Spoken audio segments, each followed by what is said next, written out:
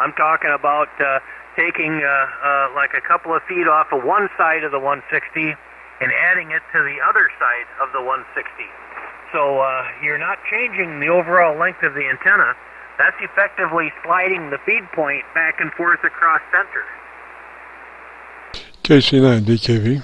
Yeah, I get what you're saying now. That's that's tricky.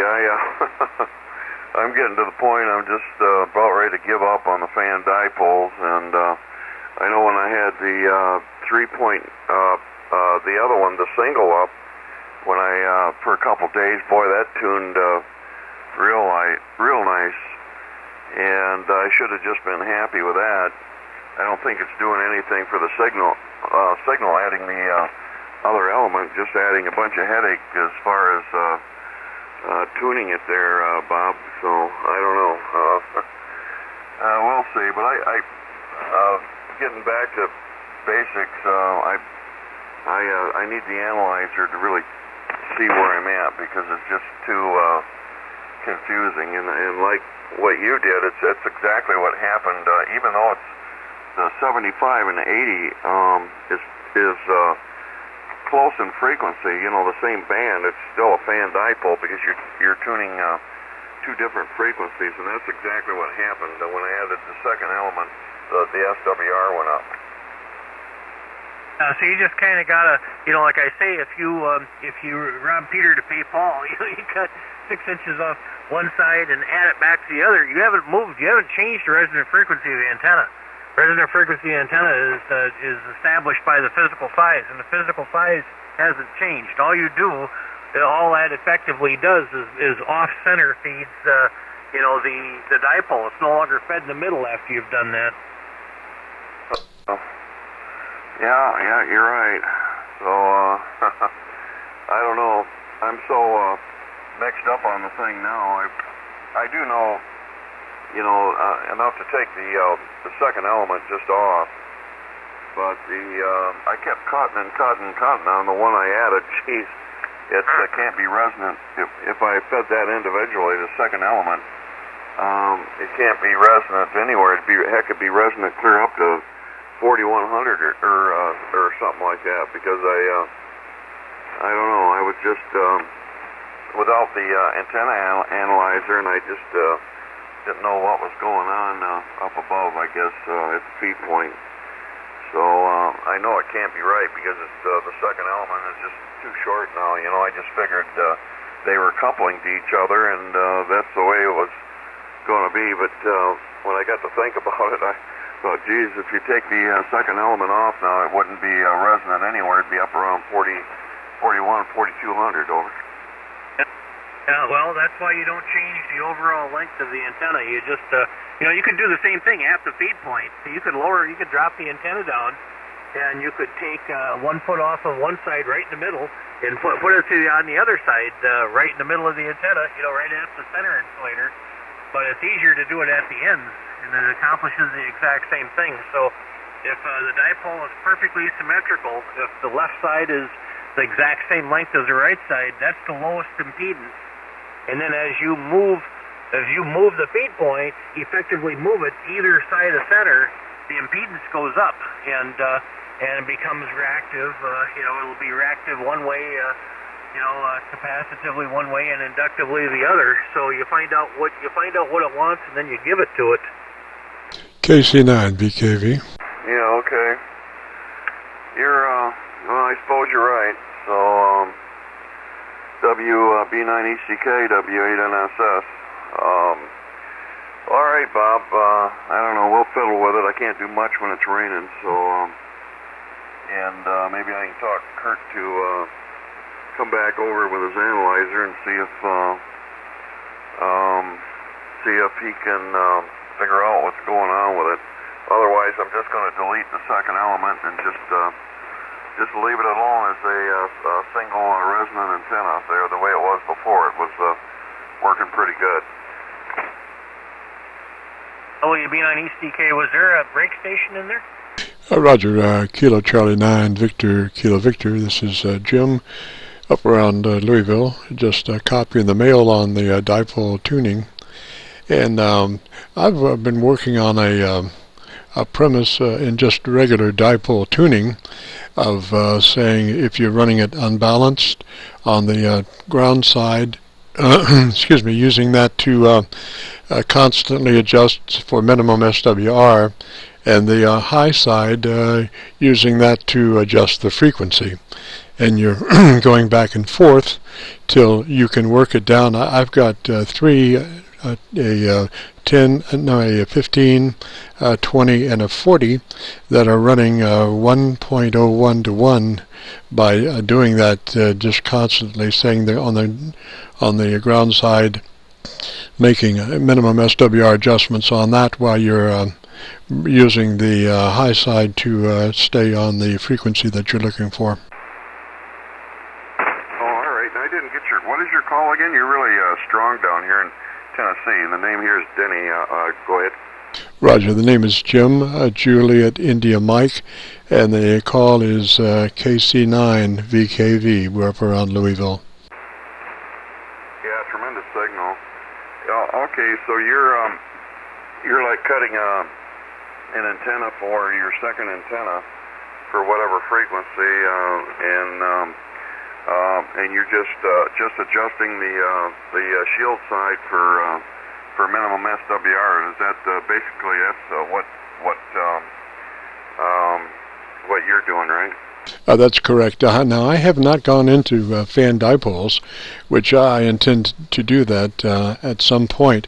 I'm just talking about a regular dipole antenna tuning, just dedicating the negative side, the ground side, as the minimum SWR adjustment, and the high side for bringing it on frequency. When you do shift one, you shift the other, so I'm just, going back and forth and always working on the one side for minimum SWR, and on the other side just to keep it on the mid-band frequency or whatever frequency I'm looking for. Oh yeah, that's interesting. And go ahead, Bob. Are you copying Jim there? Yeah, I copy you there, Jim.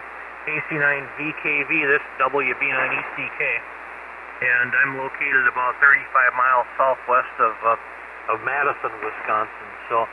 So a lot of times you can move one leg around also. You don't have to have the legs exactly in line with each other.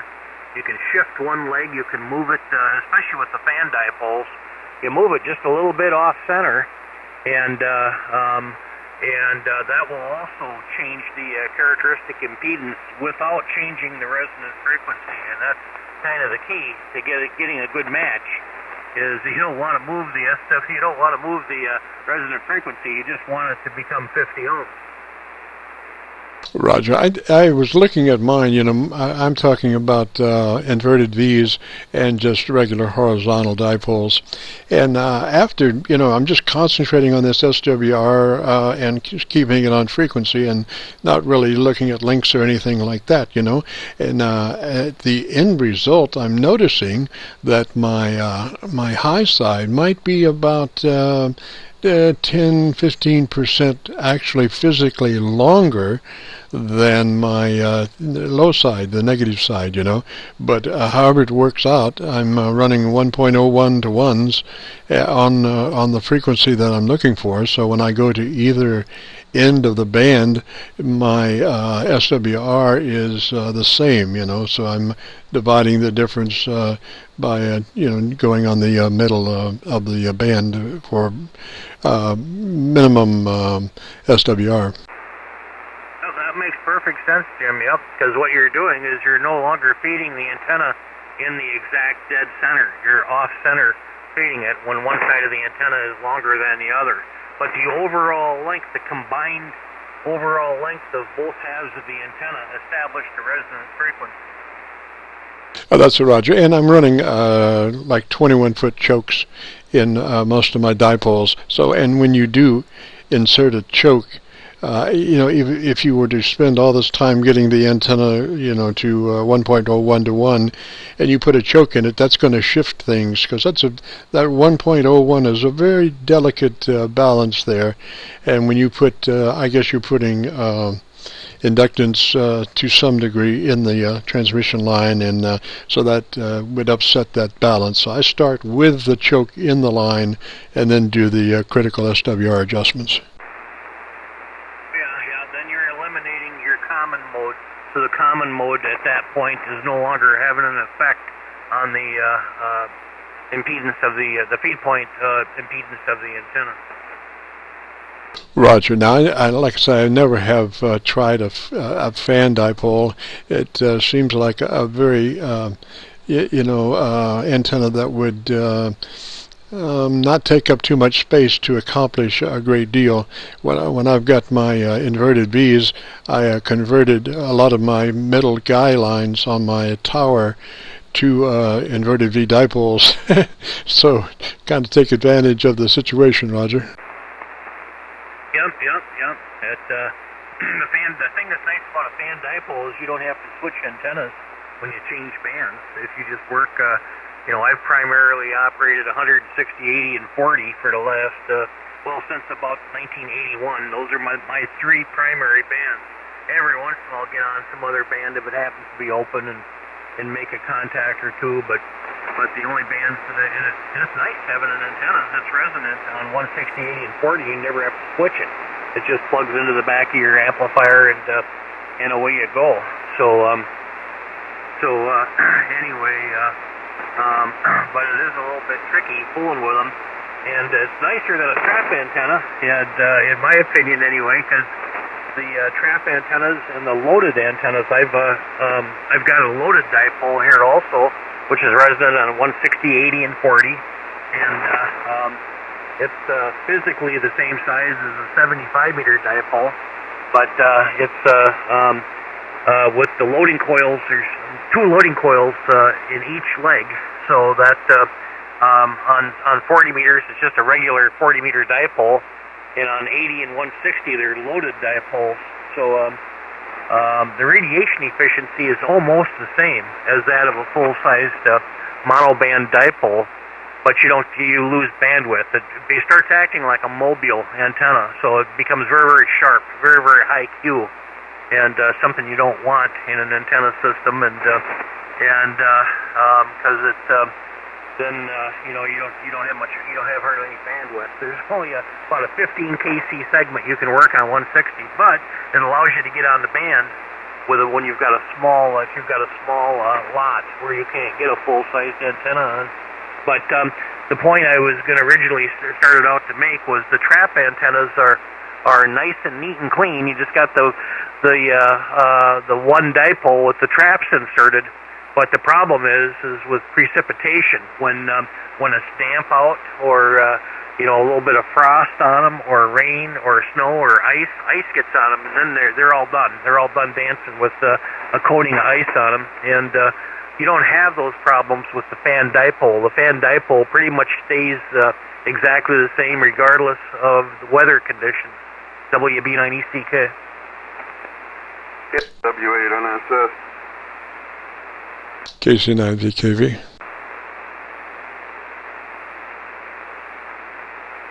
Yeah, well, I'll have to agree with you about the being in and out of the house 50 times.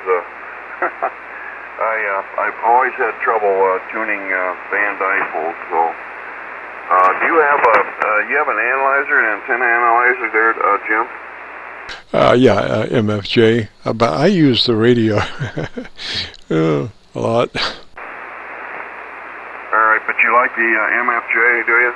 Oh, Roger. Yeah, it sometimes it can give you a headache. It gives you so much information. It just, I'll use the MFJ for a couple of days, and then I'll use a bird watt meter.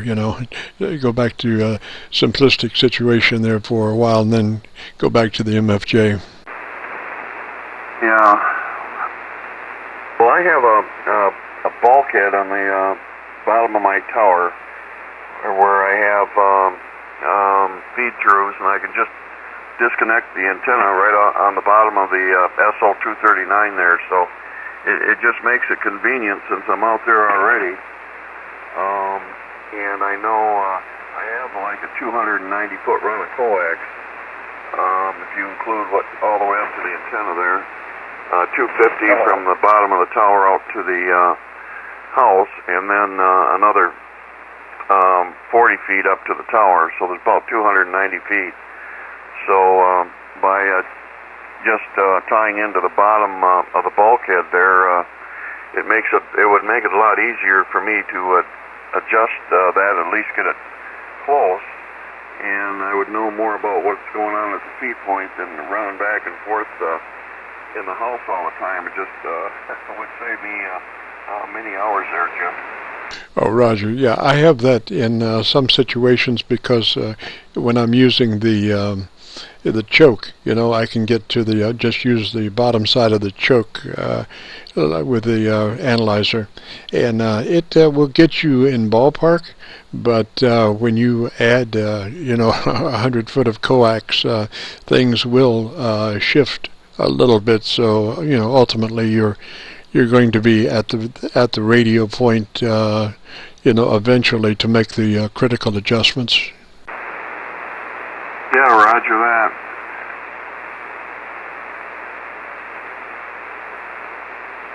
But I really think the dipole is one of the most efficient antennas. Of course, I've not had a great deal of experience with vertical radiators, but it just seems like the simplicity of it and the ability to get that SWR down to nothing, and then depending on the angle of the dangle, as far as the angle of the inverted V, you can approach a lot of the similarities of a vertical radiator, Roger. Yeah. That's true. And I've never used a dipole as a vertical element, but a lot of people do. So I just wanted an antenna that's good for this time of the morning and later at night, good for about 1,000 miles at best, so I can get back up into Michigan and Wisconsin, Ohio, and Indiana. Most of the people I talk to when I'm up in Michigan there, Jim, over. Roger that. Well, I think you're at the right place. I think this frequency all night long is, an excellent frequency for running into those areas, Yeah, and what are you running there for a station? You're about 30 over here. Go ahead. Roger. This is an older Yaesu 990.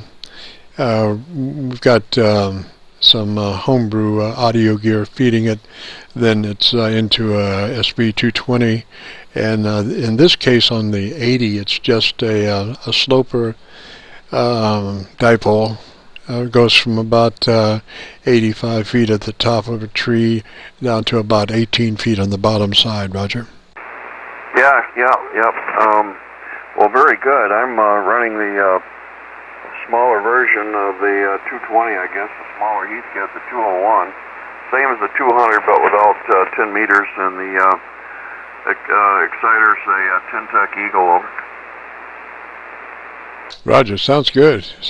And what antenna are you running at the moment? Well, I'm running the fan dipole. It's one element's originally was cut for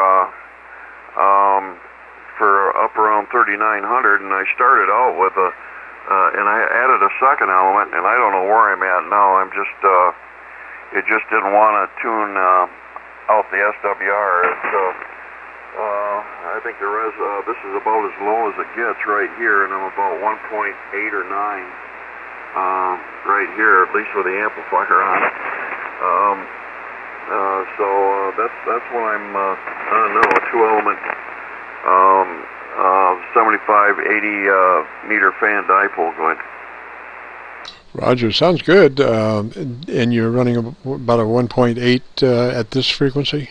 Yeah, 1.8. It doesn't change much. That's the thing. I can go down to 37 or 3650. It's I don't know, 2.5. It's under 3 to 1 between 3650 and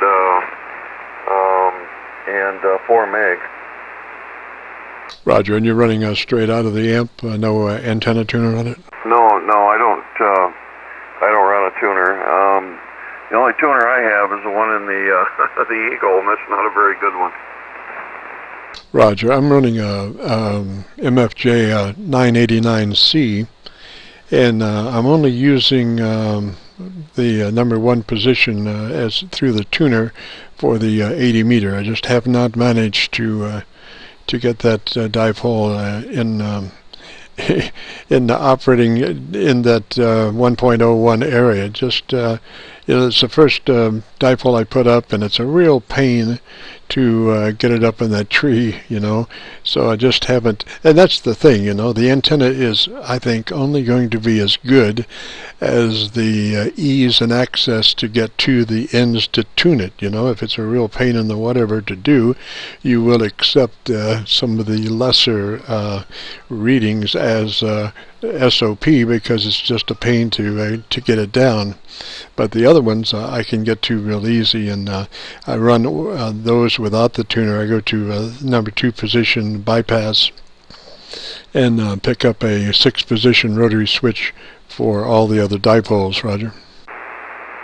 Yeah. Well, that's what I had in mind. I was going to get one of those that Ameritron RCS 8, which is a 5 position switch, mounts on the tower, but it has a separate control cable. You get some good Cat 5 and the outdoor stuff, the direct aerial that's UV protected. And that's what I was going to do, so I can switch between all my wire antennas. Bob, you remember the Yaesu 990s? That's what Jim's running, and boy, that 990 of his sure sounds nice and crisp and clear. And they sounded pretty good anyway. That radio was popular back in the 90s. You remember them, Bob? Oh, sure, you bet. Yeah, I remember when those came out. So early 1990s, late 1980s, early 90s, right in there. You betcha. So are you running an amplifier there also, Jim? Over? Oh, Roger. The 990 feeds SP220. Very good. Yeah. The band is up and down. There's times when you come up to about 10 over 9 there, Jim, and then you kind of coast down to about an F6 or so. And the same thing with you, Denny. It's just a band. It's just going up and down here. So maybe it's getting ready to take its mid-morning nap. But anyhow, I'm running an STR here in a non-100 and into a homebrew solid-state linear. Uses a BLF 188 XR. And my antenna is a half-wave dipole. It's up about 35 feet or so. And I feed mine with 75 ohm coax there, Jim. So I cut the antenna to length by calculation, connect the 75 ohm RG6U, and I'm using quad shield on this particular wire. And the 75 ohm quad shield, there's about almost 300 feet of it out there to the antenna. I'm out in the country, and I got 7 acres out here, so I get stuff scattered all over the place. But what I do is I tune the feeder. I leave extra coax and outside, and not coiled up, just laid out on the ground. And then you start to prune it inside the shack here, and you just trim the 75 ohm coax until you get a 50 ohm input impedance, and without touching the aerial itself. Roger. Well, the intrinsic impedance of a dipole antenna is 75 ohms. So what you're doing is using that coax as a transmatch from 75 to 50. Right, at the Q section. But the only way it would be 75 ohms, Jim, is if it was in outer space, away from the planet. As long as it's close to the planet, it's more like 50 ohms. Roger. I use both. I use RG6 a bunch for my UHF VHF. Particularly, it does real super well on UHF because it's designed for higher frequency stuff. The only limitation is on HF power. You do reduce RG6 to spaghetti at about 1 kilowatt. Oh RG6 is good for actually back in the day in my younger years. I felt I had to run 5 plus kilowatts, and I've done that. In my late 20s, early 30s, I built a 4-1000A, and I still have the amplifier downstairs, and it runs 6,000 volts on the plate, and it'll do. That's a big misnomer, thinking that like RG58. With single sideband, RG58 is good for just under 1,500 watts, and a lot of people would just sure shake their head at that. I got a lot of lightning moving in here, so I hate to bow out. I sure do, because you got a booming signal in here, Jim, and Bob, you're coming in good too.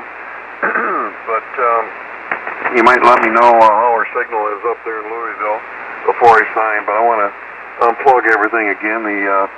Even though I don't hear it, I'm showing the lightning is just about on top of here, so I'm going to sign, say, 73s, and maybe you can get in here more often there, Jim. We're usually in here in the mornings, starting around 7:30. Anyway, go ahead and take it away, Jim, and you and Bob can carry on. WA8NSS. I'm Portable 4 in Maryville, Tennessee. And nice to meet your acquaintance. Over. Yes, sir. Could you come back with your call sign phonetically, please? Yes, Whiskey America 8, November, Sierra Sierra. Roger that. And the name? Name here is Denny. Roger, Denny. Good to talk at you, sir. Your signal is constant 5.9, sometimes 5.9 times 2. I don't run my receiver like most people to be able to give you an S reading. I've got my audio and my RF tied together, and I just bring both up as needed to keep the front end from compression. Roger. Yeah, roger that. Okay, very good.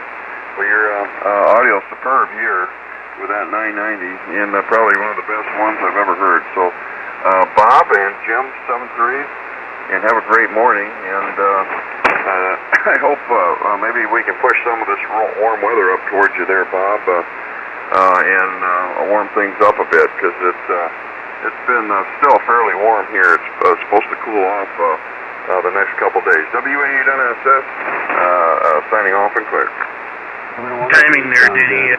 Hard to lose you. So, okay, we'll look for you another time. W8NSS and KC9VKV, WB9ECK. 73, good morning all. Roger. And Denny, just FYI, we do have a YouTube page called Qso-Vlog, where we have about right at 100 Qso-Vlogs recorded and posted, and we have Art Bell right at the top. So we will have been recording this piece, and hopefully it will turn out. One never knows until one reviews it, but if it does, then we'll probably post that sometime tomorrow or the next day. And if you go to YouTube and do a call letter search for Kilo Charlie 9 Victor Kilo Victor, when you get to that page, you'll see a whole list of the Qsos, and there's one that is a list of all of them, which has the 100 Qsos in it. And if you go to that one, this one would be right towards the top, right below Art Bell. Roger. Roger. We'll look for that then. But I'm actually seeing the lightning flash outside, so I got to get out of here. W8NSS, good morning. Roger, 3s. Good morning from N5UUA. Station, come again with your call sign. Good morning, Lee. This is N5UUA in Northeast Oklahoma. Good morning.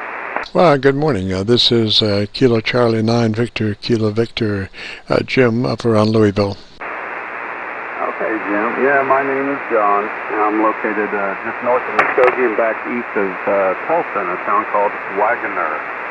and was just listening to you guys, and all of you have good signals this morning. Roger. Well, we're trying to get out better than the lightning strikes. Are you having some storms your way? I hear some stuff brewing. I'm not sure where it's coming from, but I hear the crashes coming. Wow. Well, we've had just gloomy skies for the past few days, and drizzling rain has been taking place, I know, since yesterday. It seems to still be going on. I would like for it to end today sometime. I was planning on having a building delivered, so the moisture can go elsewhere. I'm sure someone else needs it more than we do. Roger that. Bob, you still there?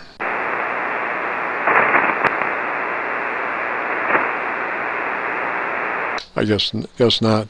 Well, like I say, no lightning in the immediate vicinity, but can hear it on the radio. Roger. I understand. Yeah, that happens around here. Although today, even though the skies are covered and we have some rain, it's nice and quiet out there from band condition wise. Anyway. And I heard a buddy of mine, Lee, he's mobile down in Texas right now. Good morning, Lee.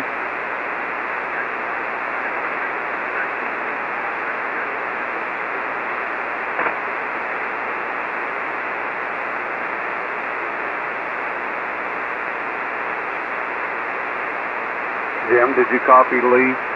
No, he's below my noise level. Okay, Lee, with the band, with what's going on up in Jim's area, he's got some really heavy static crashes and you're in his noise level.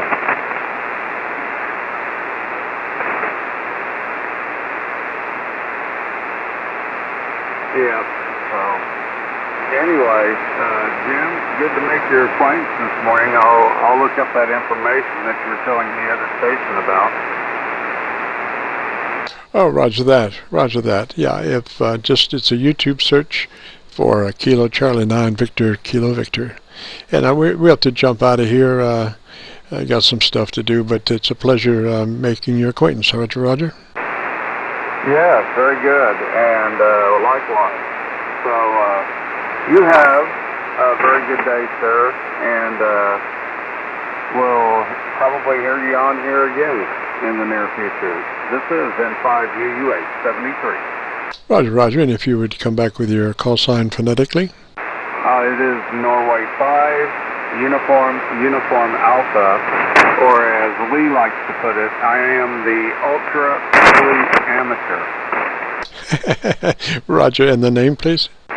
John, Juliet, Oscar, November. I'm too lazy to put an H in. Roger that. All righty, we'll jump out of here. 3's down that way. Sounding good. Hey, Jim. You have a good day. 73.